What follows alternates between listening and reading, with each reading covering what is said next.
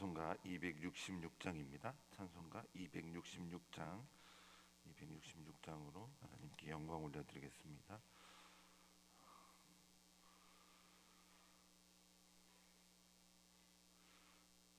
주의 피로 이룬 샘물 참 깊고 넓도다. 구원하는 그 신능력 다 찬송할지라. 찬송하세 주의 보혈 그 샘에 지금 나가. 죄의 깊이 파진 이 몸 그 피로 씻어 맑히네. 죄악 세상 이김으로 거룩한 길 가는 나의 마음 성전 삼고 주께서 계시네. 찬송하세 주의 보혈 그 샘에 지금 나가. 죄의 깊이 파진 이 몸 그 피로 씻어 맑히네. 주 예수를 깊이 아는 놀라운 그네. 하늘나라 즐거움이 매일 새롭도다. 찬송하세 주의 보혈 그 샘에 지금 나아가. 죄의 깊이 파진 이 몸 그 피로 씻어 맑히네. 아멘. 하나님의 말씀은 창세기 43장 15절에서 24절까지의 말씀입니다. 창세기 43장 15절에서 24절까지의 말씀 한 절씩 교독하시고 마지막 절 함께 읽겠습니다. 창세기 43장 15절부터 24절까지의 말씀. 그 형제들이 예물을 마련하고 갑절의 돈을 자기들의 손에 가지고 베냐민을 데리고 애굽에 내려가서 요셉 앞에 서니라. 요셉은 베냐민이 그들과 함께 있음을 보고 자기 청지기에게 이르되 이 사람들을 집으로 인도해 드리고 짐승을 잡고 준비하라. 이 사람들이 정오에 나와 함께 먹을 것이니라.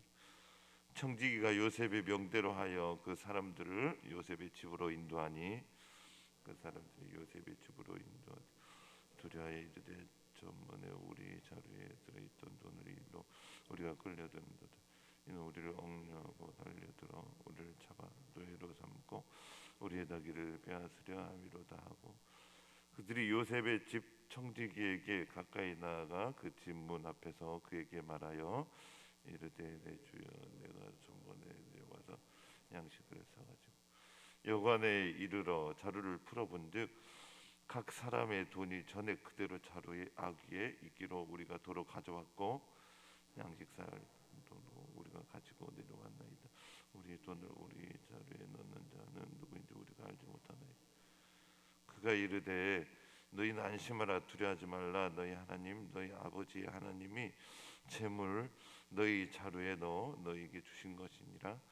너희 돈은 내가 이미 받았느니라 하고 시몬을 그들에게 이끌어내고 그들을 인도하고 물을 주어 발을 씻게 하며 그들의 나귀에게 먹이를 주더라. 아멘.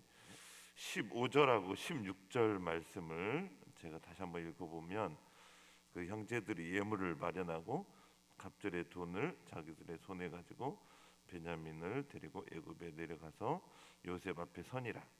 요셉은 베냐민이 그들과 함께 있음을 보고 자기의 청지기에게 이르되 이 사람들을 집으로 인도해 드리고 짐승을 잡고 준비하라.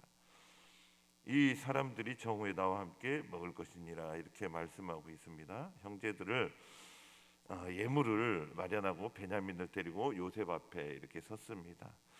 죄가 아니었으면 형제들이 요셉 앞에 설 일이 없었을 것입니다. 하나님의 공의가 죄짓고 요셉을 미디안 상인에게 팔았음으로 인해 어느 순간이 되니 그들을 이렇게 그들의 요셉 앞에 서게 만들어 버린 것입니다. 반대로 하나님께서 꿈꾸게 하신 자, 하나님과 동행했던 요셉은 어느 것 하나 쉬운 것 없는 고통을 당했습니다. 형제들에게 배신당하고 속임당하고 구덩이에 빠지우고 미디안 상인에게 팔리우고 보디발의 아내에게 모함당해 감옥에 들어가게 되고, 이 모든 것은 사실 직접 경험하지 않으면, 직접 체험하지 않으면 요셉의 마음을, 요셉의 심정을 아주 조금밖에 이해하지 못한다는 것입니다. 사실 너무 큰 아픔이었고, 이런 큰 아픔을 가지고서도 끝까지 전진할 수 있었던 것, 무너지지 않았던 것은 하나님께서 그를 붙들어 주시고 요셉은 하나님께 은혜를 구하며 하나님을 의뢰하였기 때문에 그렇습니다. 성도님들, 하나님의 공의는 요셉의 형들에게 언젠가 요셉 앞에 서게 만들어 버렸습니다. 형제들은 요셉을 구덩이에 빠뜨리고 속이고 미디안 상인에게 팔았지만 괜찮다고 생각했습니다. 양심이 있는 형제는 양심의 죄책감에 시달렸을 것이고, 양심이 화인 맞은 형제들은 죄책감마저 들지 않았을 것이고, 양심이 어느 정도만 작동하는 형제들은 어느 때는 죄책감에 어느 때는 자기 정당화 시켰을 것입니다. 하나님께서 요셉을 죽이려고 구덩이에 빠뜨리고 팔았던 그 형제들의 삶에 관여하셨을 것입니다. 모두에게 징벌을 내렸을 것이라고 생각합니다. 하나님께서 그들 때문에 비참함에 빠진 요셉을 보고 또 알고 계셨기 때문에 하나님의 공의가 그들을 징벌하셨지만, 회개한 형제는 그 징벌을 감하셨을 것이며, 하지만 반성도 회개도 하나님의 삶의 반성의 태도를 보이지 않은 형제에겐 징벌이 더 커졌을지도 모릅니다. 왜냐하면 형제들 때문에 요셉은 지금 타지에서 고통의 고통, 감옥에서 엄청난 고통을 당하고 있기에 하나님의 공의가 형제를 잘되고 형통하는 길로 인도하지 않고 징벌의 길로 인도했을 것입니다. 형제들이 회개했으니까 한 번 회개했다고, 언제 한 번 반성했다고 죄는 용서하셨겠지만 하나님께서 징벌을 거두지 않으셨을 것입니다. 요셉은 계속 죽을 고생, 엄청난 수모에 빠지고 17세부터 노예로 팔려서 30세까지 총리될 때까지 13년간 눈물과 고통, 비참, 배고픔, 그리움, 노예, 죄인으로 살고 있는데 13년간 고통을 당하고 있는데, 사랑의 하나님이시지만 공의 하나님은 형제들이 하루 감동받아 회개했으니 형제들에게 징벌을 거두시고 형통과 축복의 길을 내주지 않았을 것입니다. 참 회개했다면 죄는 용서하셨겠지만 징벌이 길었을 것입니다. 구약 시대만 이것이 적용되고 지금은 적용되지 않는다고 생각하면 안 됩니다. 지금도 하나님께서는 사랑의 하나님이시지만 공의의 하나님이시기 때문에 그렇습니다. 18절 말씀 보면 그 사람이 요셉의 집으로 인도됨에 두려하여 이르되 전번에 우리 자루에 들어있던 돈의 일로 우리가 끌려드는도다. 이는 우리를 억류하고 달려들어 우리를 잡아 노예로 삼고 우리의 다기를 빼앗으려 함이로다. 지금 형제들의 모습을 보면 두려워하는 것을 볼 수 있습니다. 하나님께 죄를 짓고 형제들이 지은 죄로 인해 두려워하는 마음이 이미 생겼다고 볼 수 있는 것은 창세기 42장 21절에서 22절까지의 말씀을 보면 이미 형제들의 그 심정, 마음 상태를 볼 수가 있습니다. 오늘 한번 찾아볼까요? 창세기 42장 21절에서 22절까지의 말씀, 창세기 42장 21절에서 22절까지의 말씀. 그들이 서로 말하되 우리가 아우의 일로 말미암아 범죄하였도다. 그가 우리에게 애걸할 때에 그 마음에 괴로움을 보고도 듣지 아니하였으므로 이 괴로움이 우리에게 임하였도다. 르우벤이 그들에게 대답하여 이르되 내가 너희에게 이 아이에 대하여 죄를 짓지 말라고 하지 아니하였더냐. 그래도 너희가 듣지 아니하였느니라. 그러므로 그의 핏값을 치르게 되었도다. 이렇게 말씀하고 있습니다. 그래서 요한 1서 4장 18절 말씀 개역 개정을 보면 사랑 안에 두려움이 없고 온전한 사랑이 두려움을 내쫓나니 두려움에는 형벌이 있습니다. 두려워하는 자는 사랑 안에서 온전히 이루지 못하였느니라. 이렇게 말씀하고 있는데 이게 현대인의 성경을 보면 좀 더 확실하게 의미를 파악할 수 있을 것 같습니다. 현대인의 성경 보면 사랑에는 두려움이 없습니다. 완전한 사랑은 오히려 두려움을 내쫓습니다. 두려움은 벌 받을 일을 생각할 때 생기는 것입니다. 그러므로 두려워하는 사람은 아직 사랑을 완성하지 못한 증거입니다. 현대인의 성경에서 두려운 마음을 벌 받을 일을 생각할 때 생기는 것으로 알려주고 있습니다. 이 말씀을 기초로 해서 형제들의 심리 상태는 이미 요셉에게 행한 죄로 인해 두려움이 생겼었던 것이 말씀 여러 곳에 추측이 가능합니다. 그런데 요셉에게 그런 죄나 잘못을 범했는데 두려운 마음이 전혀 안 드는 상태라면 이것은 정말 위험한 상태라는 것입니다. 양심에 큰 문제가 생긴 상태이기 때문에 그렇습니다. 형제들은 이미 요셉에게 지은 죄로 마음에 두려움이 생겼던 것 같습니다. 그나마 다행인 상태입니다. 요셉이 미디안 상인에게 팔릴 때 얼마나 두려웠겠습니까? 요셉이 미디안 상인에게 팔릴 때 얼마나 두려웠겠습니까? 요셉이 구덩이에 빠질 때 얼마나 두려웠겠습니까? 보디발의 집에서 오해받아 감옥에 갇힐 때 얼마나 두려웠겠습니까? 13년간 두려운 일들을 많이 겪었었던 것 같습니다. 하나님의 공의는 요셉의 고통과 아픔, 두려움을 겪을 때 형제들이 기쁘고 행복하도록 인도하지 않았을 것을 형들의 심리 상태를 보며 알 수 있습니다. 그리고 본문 말씀에서는 두 가지 차원의 두려움이 있음을 볼 수가 있습니다. 의인이 악한 사람들 때문에 고통당하다 생기는 두려움과 사람이 죄를 지어서 생기는 두려움이 있습니다. 그런데 사람들은 죄로 인해 온 두려움을 의를 행하다가 온 두려움으로 착각할 수 있습니다. 저와 성도님들은 죄를 지어서 오는 두려움이 없도록 죄를 경계하며 선을 행하는 일에 최선을 다하시기를 소망합니다. 혹시 성도님들 중에 의롭게 살다가 온 두려움이 있더라도 속히 평강으로 변화시켜 주시며 두려움을 주님께서 담대함으로 변화시켜 주시기를 원합니다. 두려운 마음이 죄로 인한 것인지 의인이 고통 속에 온 두려움인지 이 두 가지를 구분하는 것은 어느 때는 쉽게 구분되겠지만 어느 때는 오랜 시간이 흘러서 깨닫기도 할 것 같습니다. 담대함도 양심이 화인 맞아서 생긴 담대함인지 하나님께서 주신 담대함인지 사람들은 이것도 구분이 어느 때는 쉽겠지만 어느 때는 오랜 시간이 흘러서 깨닫기도 한다라는 것입니다. 하지만 하나님께서는 모든 것을 확실히 알고 계십니다.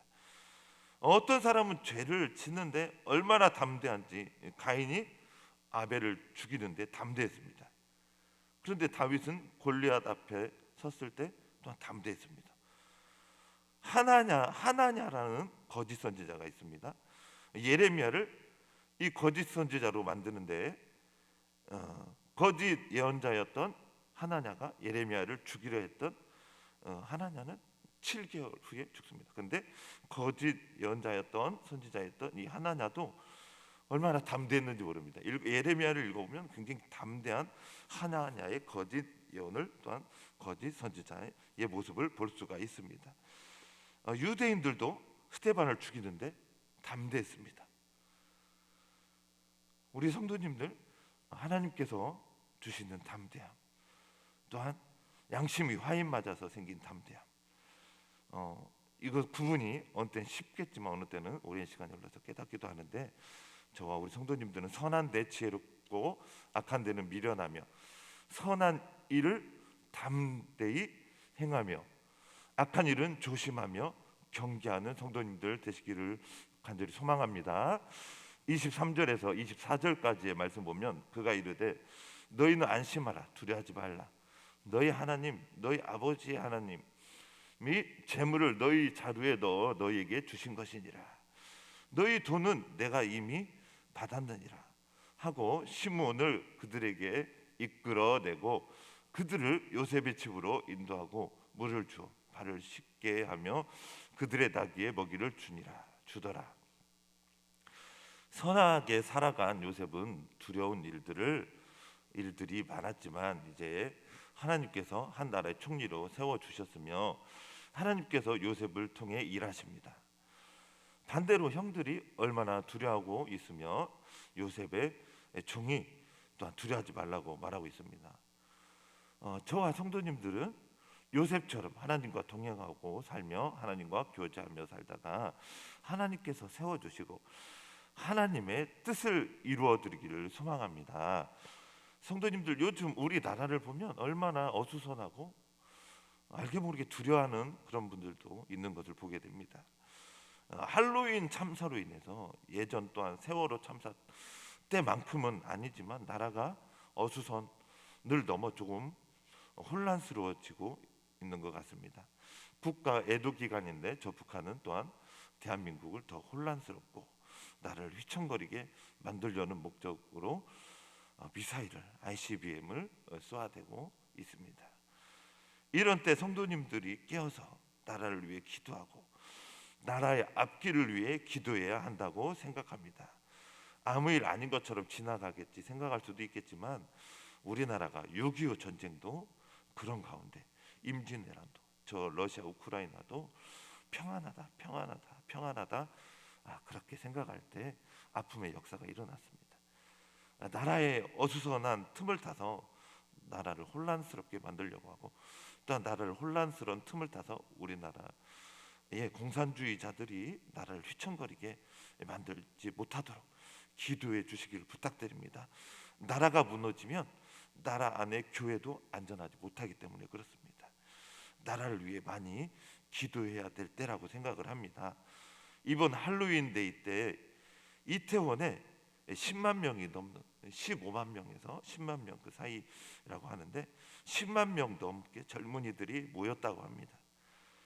지금 젊은이들이 얼마나 복음에서 떠났는지, 얼마나 세상에 빠졌는지, 이태원에서만 10만 명이 넘게 모였으니까요. 얼마나 세상에 빠졌는지 모릅니다. 다음 세대가 복음을 믿고 거룩한 삶을 살도록 대한민국에 일어나고 있는 두려운 상황들을 보며 깨어서 기도하시는 저 우리 성도님들 되시기를 간절히 소망합니다. 기도하시겠습니다. 하나님, 오늘도 이렇게 주님 앞에 예배드릴 수 있도록 은혜 베풀어 주셔서 감사드립니다. 하나님 영광을 받아 주시옵소서. 하나님, 요셉처럼 그 어떤 상황에도 진심으로 하나님을 사랑하고 이웃을 사랑할 수 있도록 도와주시옵소서. 요셉의 상황을 변화시켜 주신 주님, 여기 성도님들 혹시 감옥과 같은 상황, 억울한 상황, 힘들고 지친 상황에 있는 성도님들 자유하며 회복되며 치유되며 건강해지는 상황으로 변화시켜 주옵소서. 절대로 요셉의 형들과 같은 길을 걷지 아니하며 하나님과 동행하던, 고통 중에도 기도하던 요셉과 같은 성도님 되게 하여 주시옵소서. 또한 열방과 대한민국이 젊은이들이 복음을 믿고 예수님 믿게 하여 주세요. 할로윈 참사로 많은 젊은이들이 생명을 달리했습니다. 부디 대한민국과 열방의 젊은이들이 복음을 믿게 하여 주시고 예수님을 따라가게 하시고 주님 앞으로 나오게 하여 주시옵소서. 그리고 전 세계적으로 복음적인 문화가 복음적인 미디어가 많이 만들어지게 하여 주시옵소서. 복음을 담은 미디어들이 세상에서 많이 만들어지기를 원합니다. 복음적인 문화가 많이 만들어지고 이 복음적인 문화 때문에 청년들이나 청소년들이 다음 세대들이 또한 구원받는 역사들이 있게 하여 주시옵소서. 저 북한이 위협적인 행동을 그치게 하여 주시고 예수님을 믿는 국가, 교회가 세워지는 국가, 예배와 찬송이 울려 퍼지는 국가가 되게 하여 주시옵시고, 공산 정권이 무너지고 자유를 인정하며 교회가 세워지고 복음이 편만하게 전파되도록 도와주시옵소서. 복음을 전하는 성도님들을 도와주시고 이번 태신자 초청주의를 위해서 복음을 전하는 성도님들 주님 도와주시옵시고 힘을 주시고 예수님을 믿고 구원받는 역사가 일어나게 하여 주시옵소서. 복음을 전하는 성도님들을 축복하여 주시옵소서. 예수님의 이름으로 기도드렸습니다. 아멘. 하늘에 계신 우리 아버지, 아버지의 이름을 거룩하게 하시며 아버지의 나라가 오게 하시며 아버지의 뜻이 하늘에서와 같이 땅에서도 이루어지게 하소서. 오늘 우리에게 일용할 양식을 주시고 우리가 우리에게 잘못한 사람을 용서하여 준 것 같이 우리 죄를 용서하여 주시고 우리를 시험에 빠지지 않게 하시고 악에서 구하소서. 나라와 권능과 영광이 영원히 아버지의 것입니다. 아멘.